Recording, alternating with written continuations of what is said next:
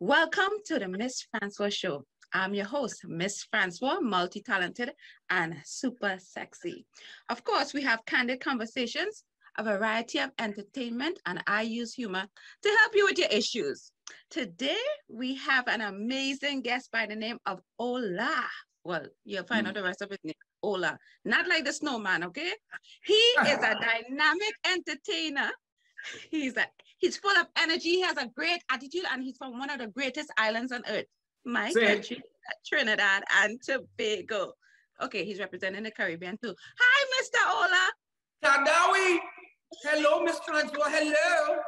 Super sexy. Ever so. Obviously. Of course. So beautiful. What a wonderful smile. And they're all mines also. Okay, Oh, thank that's a you. beautiful thing. That's important. One of my first questions, I'm sure people ask you a lot, is where Mm. you get your name from.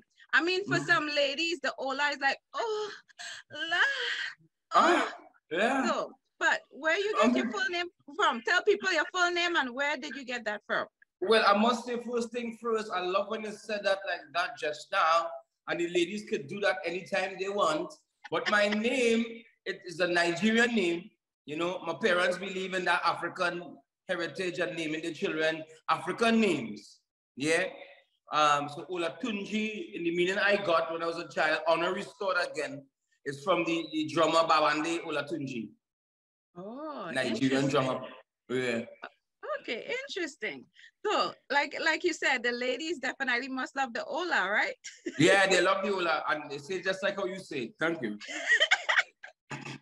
One of the things that I like when you came on, you said Tadao. So my thing Yeah. is, right? I said Michael Jackson have he. Yeah. Sean Paul have Datio, Yeah. even Marshall have hey ha. Yeah. So how Yeah. did you get yours and say Tadao? Well, Tadao for me again come from this Lyman on the in Belmont in BIL where I grew up, you know. But I live all over Trinidad though, but you know, in Belmont, you know, and I hear some block guys talking, you know, Tadao, and we just keep that going up. And I just always like that phrase. And then I think I remember Will Smith used to he told Uncle Phil that girl looked like Tadao. And I always say, yo, that bad for a catchphrase now. You That's know? interesting. It's because I always get curious how people get their catchphrases and it just carries on like that. So Yeah. that's pretty awesome. I know I read up on you. You said you've been doing musical performance since you was about 15. Yeah, 15. Is that something that was always like in you, or you just got thrown into it, or how did you even start performing in the first place? Well, I would say definitely I was a lover of football. What you call soccer in the States. I Yes. love football growing up. And even on the football field, coaches find I was very entertaining as well. Now that's making people laugh and that kind of vibe. But I was an entertaining person. And in school, like in Belmont Boys RC, the music teacher's like, yo, I told my father, yo, your boy could really sing. He really good. He could really sing calypso and these kind of things. So that love started very early, like 9, 10 in primary school and thing, but I was more focused on the football, just growing up being a boy now, playing football, lineman and that kind of vibe. So the singing really started seriously for me, like 14, 15. And my parents got me involved because they were both into the entertainment world. Myron Ali, the deceased, bless her soul, she's still in the spirit realm. And was really popular in the acting fraternity back home. And she's also a teacher. You know, she used to teach drama and history. So theater was always a part of me growing up as well from my mom. And then my dad, he was a walking encyclopedia when it comes to steel drums and steel pan and hosting shows and calypso. So I had the best of both worlds growing up. My both parents are not alive in the living now, but they're in spirit all the time, always around. Give thanks and praise to that. You understand? And they mold me into this person I am today in terms of a artist on stage and that kind of vibes. And they both did what you do as well too. They work on the radio as well too. They used to. Wow, Yeah. they did. You were basically in entertainment, even though you had to kick some ball here and there Yeah. with your foot. Yeah. Okay, not American football people. Not American football. Soccer. Soccer? What they call soccer? Exactly. Yeah. I know they call your music Afro soca. And I read that they consider you like the king of this genre. So how did that even come about? I would say my name, being already Olatunji, because that's not a sobriquet, that's my real name, Olatunji, right? And having this name coming from Calypso, because my passion, my joy was singing like Calypso. So like, a Mickey Mouse is a millionaire. So Kaiso, I love that kind of story and Calypso, you know? And then moving there, I went to London, West Thames College, study performing arts. And when I went to London, I realized Afrobeat is huge. Afrobeat was huge at that time, like huge, and now even more huge now. And when I came back, I was just dabbling with that kind of sound. And this producer came with this song called Ola.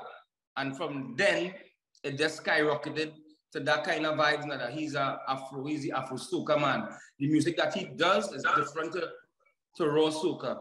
And I just try to keep that vibes going on. So right after Ola, then it was Ouye, Ouye, yeah, yeah, Ouye, yeah, yeah, which is Afro soca again. And we actually say, she whining to Afro soca, So we just kept that, and from there, people stamped it like, yo, use the Afro soca king kind of vibe.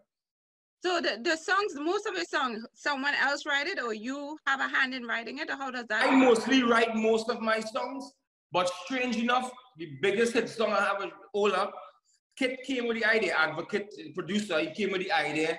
And first time I heard it, I was like, Ola, Ola, that's my name, you know, bro. I'm like, that's a selfish song, I just want to sing Ola, Ola, Ola. So he came up with it, I started like, I didn't get it. I was like, Ola, Ola, that's my name, Jay. That's like, I didn't get it first, you know. And it grew on me. He came up with the chorus, some of the verses, and I did the intro. She whining like she from Africa.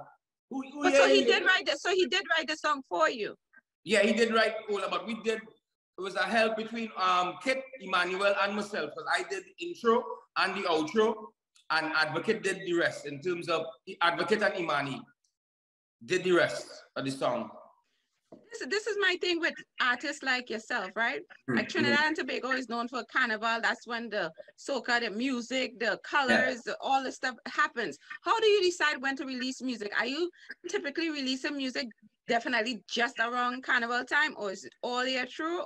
And how does that, maybe this is a two-part question, and how does that have to do with like sales and stuff? Sales obviously, does it increase in Carnival time, or does it even make sense to release music throughout the year, or how does that work for someone like yourself? Yeah, definitely we faced with that challenge because, you know, Carnival is the biggest season for us to make money, definitely as an artist. We tend to stray, but put all our energy into the Carnival season. And so most of the music will be released on Carnival, but I try my best because I'm so different with my flow and thing and versatile to release music out of the season, the festive season, and make different type of songs I can enjoy on the radio. Just mix, I like to mix genres together, always creating vibes, you know what I mean? So, and definitely because the season is a well-marketed season, you will make substantial amount of money during that season when you release it online and that kind of vibe. But with my luck and with my distributors, the more music I release and have it on the platforms like the Spotify, the Amazon, all these things, I will generate money. Oh, nice.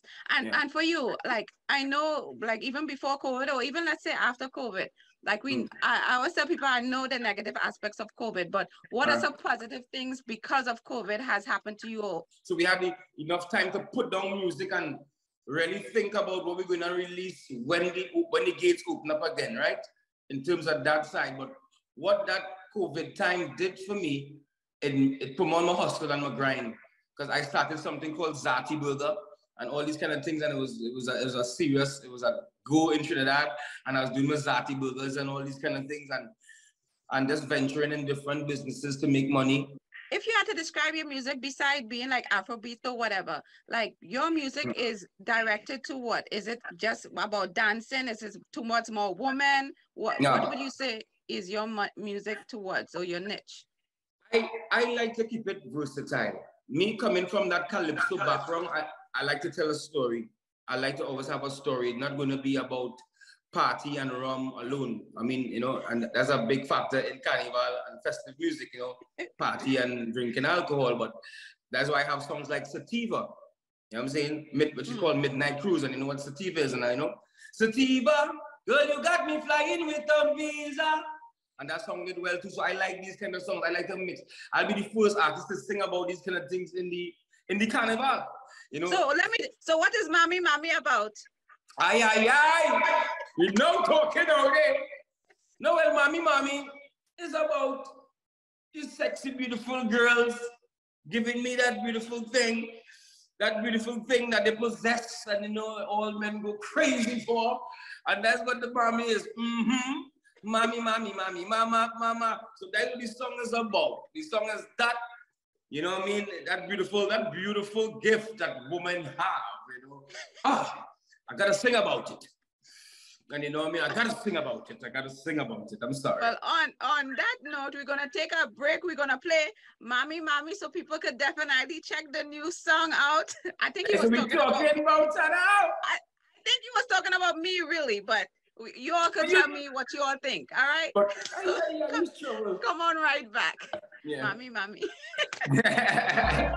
Yo, Maha! Hola Tunje. Steamy girl thing, yeah, Zati man Zati. Give me the mommy, mommy, mommy, mama, mama. Mommy, mommy, mommy, mama, mama. Mommy, mommy, mommy, mama, mama. Mommy, mommy, mama. Pray dada. Hey, party boom boom, full up the old room. Give me the zoom zoom, better, better. Hey, party boom boom, full up the old room. Give me the zoom zoom, better, better. Mommy, mommy, mommy, mama, mama. Mommy, mommy, mommy, mama, mama. Mommy, mommy, mommy, mama, mama.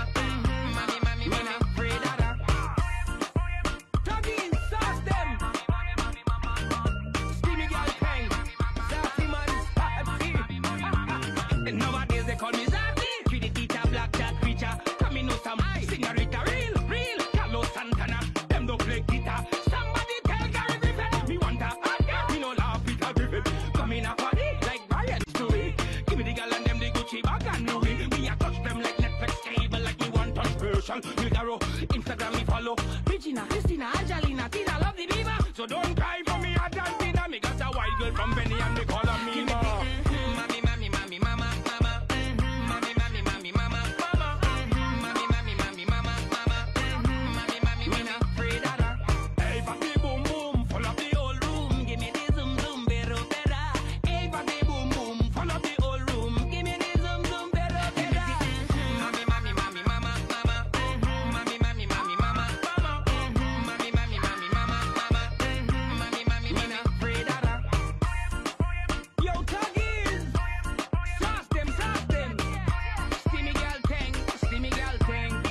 It's Olatunji!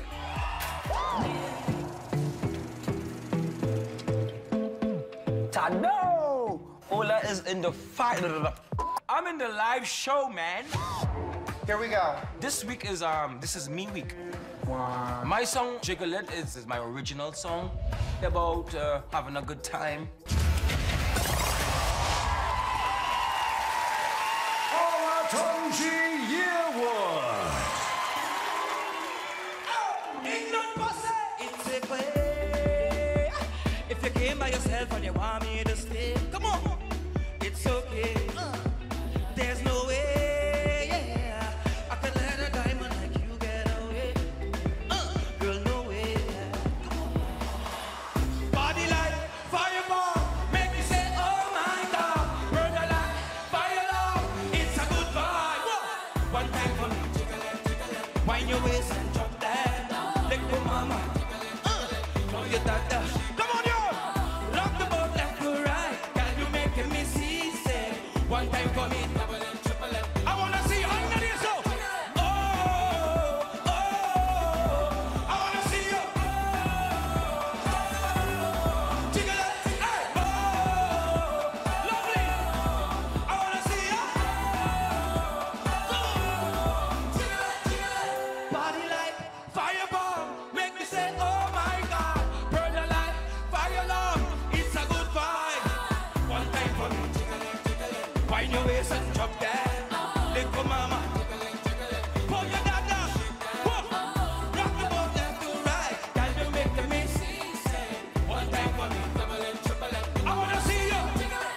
This is fantastic. You are fantastic. You know what? It's not about how old you are. It's just that you're fun and original, watchable. I want to see you next week. This was amazing. I absolutely loved that performance. Hola! Ta-da! Hola, I just jiggled everything I got and even parts that I don't got. You are amazing. You brought your magic in a bottle in your back pocket. You brought the fun, the sun, the soca. You are so important to this competition. Every single person was into that, and you wrote that 10 days ago. You rock, Ola. Yes, Ola! Well done, buddy. Always a risk when people come and do their own stuff, but you look so happy. Oh, man, I mean, just being here for real is just a great experience, a humbling one. It's just a beautiful thing. It's great to have you with us, my friend. Good stuff. I know you all just checked out that video with Mommy, but beside that, I even give you a glimpse of some X Factor. And we're going to get into some information about that and how he even got on the show, all that stuff. I'm giving you everything, all right? Are we talking about? In 2018, you was on X Factor UK. Yes. First thing I want to say is, tell me a sentence that sums up that journey. A sentence. Yes. A sentence, you know. Not just words, a whole sentence. Yeah, whole sentence. I mean, that journey, I want to sound corny and cheesy, but the journey was just a new, exciting, nerve-wracking experience. Nice. See, sentence work amazing. I'm good. Yeah. One of the things was I loved about all your performances was that you represented not only Trinidad, I like the flag and stuff, but you said you represented the Caribbean. Why do you think that was important to make sure and state and to acknowledge where you were from?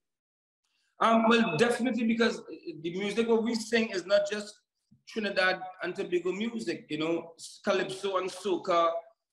I mean, Antigua sing calypso and soca, St. Lucia, even Jamaicans sing calypso and soca. You know what I'm saying? So I just found it necessary to mention the whole of the Caribbean, and I know I was going to get that representation too now, and that love. One of the things was Simon Cowell said that you were original, you were fantastic, you were fun, you were watchable, amazing, and he loved your performance.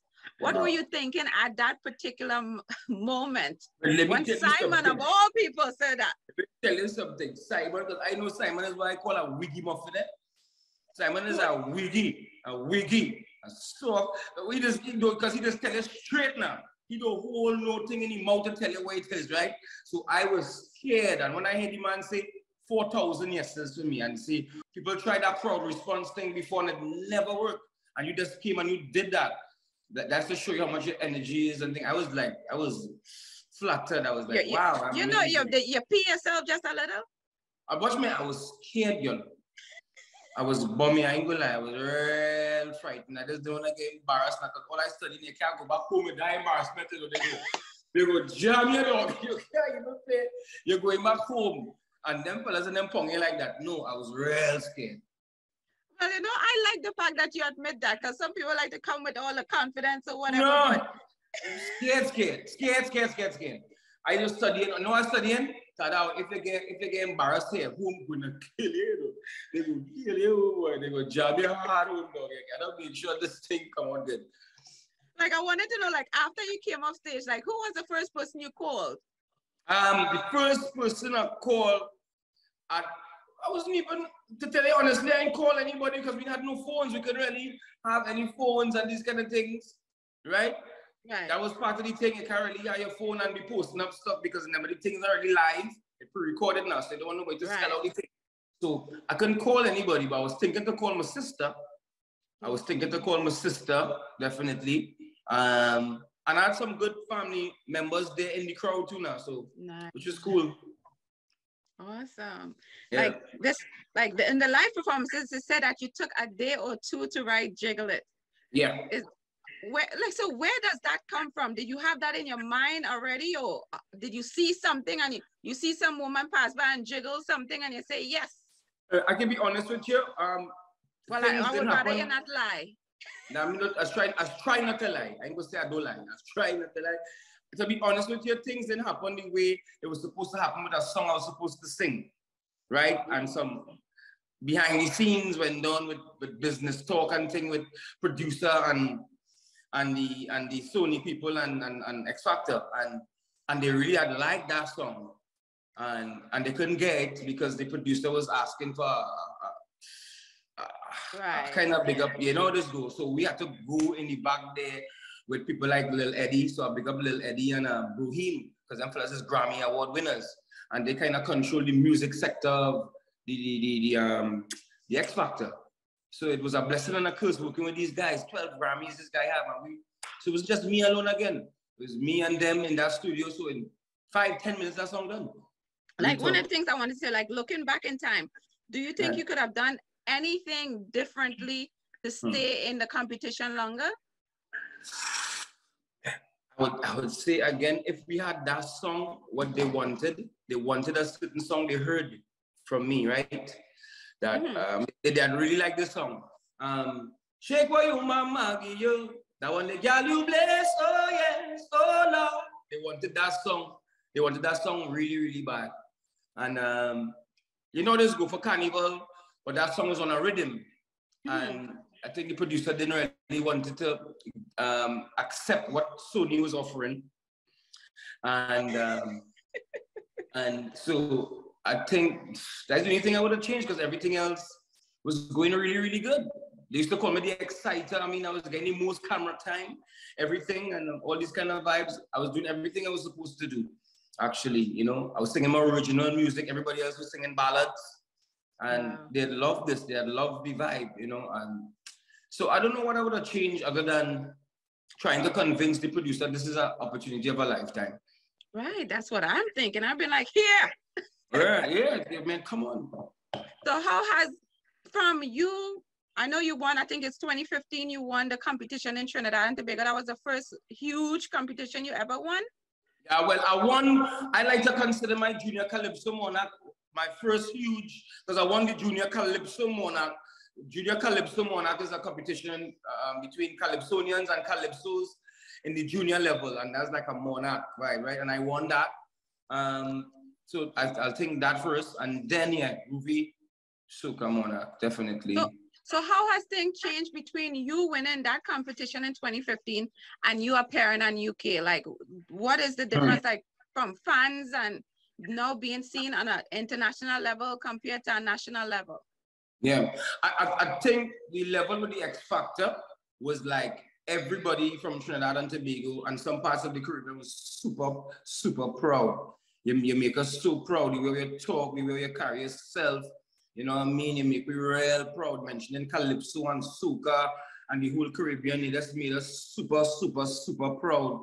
And I think that was the only difference, but everything else is the same with the that kind of title now, with the Groovy Soca Monarch, winning the Groovy Soca Monarch in Trinidad and Tobago. At that time, it was doors open for me, you know, doors open. I got a lot of gigs, opportunities to perform, all different countries, all over the island, all over, and, you know what I mean, in North America. So that was huge for me and still is huge.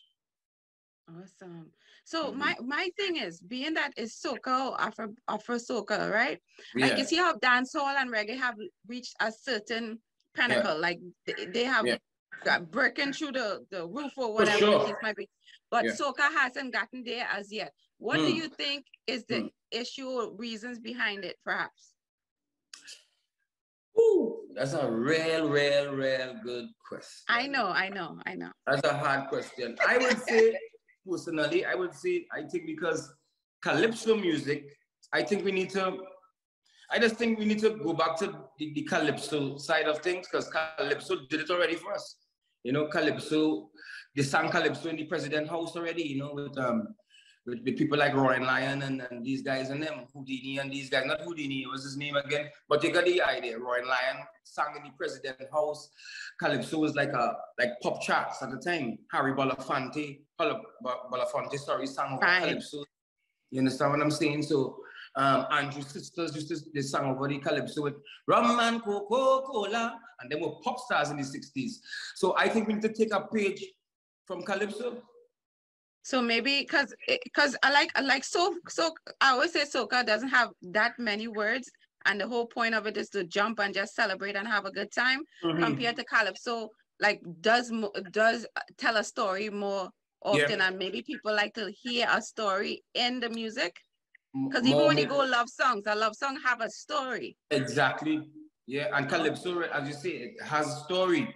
I like to consider calypso is a musical recording of history and topics that are trending, whether be it socially, politically, through the beats of the Caribbean. And that is calypso in a nutshell. And I think with that definition, calypso could reach further, you know what I'm saying? And it already did. You know what I mean? Than soca. But, you know, I'll take some pages from the calypso. Okay, so you're going to do that? You think you could do that? I'm doing that. I'm actually doing that already. I'm actually doing that already. You're doing that. I'm doing that already. No shit. Like, and with all the stuff you're doing, like you mentioned, beside the music, you release music all through the year. Now you have businesses and all this stuff. How does that factor into family? That's the thing, you know, I'll be honest. I'm trying to really gauge that balance better. You know what I'm saying? Because I miss my girls right now. My two girls back down in Trinidad. I have two daughters, Kamali and Dakia. And you know, and 10 and 6. You know, I really trying to balance it a little better because I know they love daddy bad, and I ain't get to see daddy right now. They just go crazy when they see daddy. Daddy, that thing, and it make it feel special. Yeah. So I really trying to gauge that better. But you know, I up my finance game first too now. You know, just go. You know the life just go. Nowadays they call me Zati, Trinity teacher, Blackjack, Richard, come in, some señorita, real. Carlos Santana, them don't play guitar. Somebody tell Gary Griffin, me want a bad girl, me no laugh Peter Griffin. Come in a funny like Brian Stewie. Give me the girl and them the Gucci bag and Louis. Me a touch them like Netflix cable, like me want touch Rachel Milagro. Instagram me follow. Regina, Christina, Angelina, Tina, love the people. So don't write for me Argentina. Me got a white girl from Benny and me call her Mima. Mommy, mama. You know what I love? You just went into it. You didn't do an introduction. And then you're like, this is what it is. One time. So with that, I want to thank you so much for being a guest on the show. You done already? But with the answers, you want to be, wait, me and you, already? Long time. Half an hour more already. Wait, the man messing up and then I'm a damn show. With that. You trouble. I love your smile. It's so gorgeous. Your personality is so amazing, you know. And you're bossy. I know. Is it truth? I didn't know why you tell me that. You telling me that is just an added bonus, okay? Yeah. And I'm gonna your teeth white like the White House. Love it. Well, with that, you guys definitely check out the Miss Francois show. Again, I'm on all social media because I'm that amazing. Remember, it's MSS. For multi-talented and super sexy. See you guys soon. Wave Ola. Ta-da!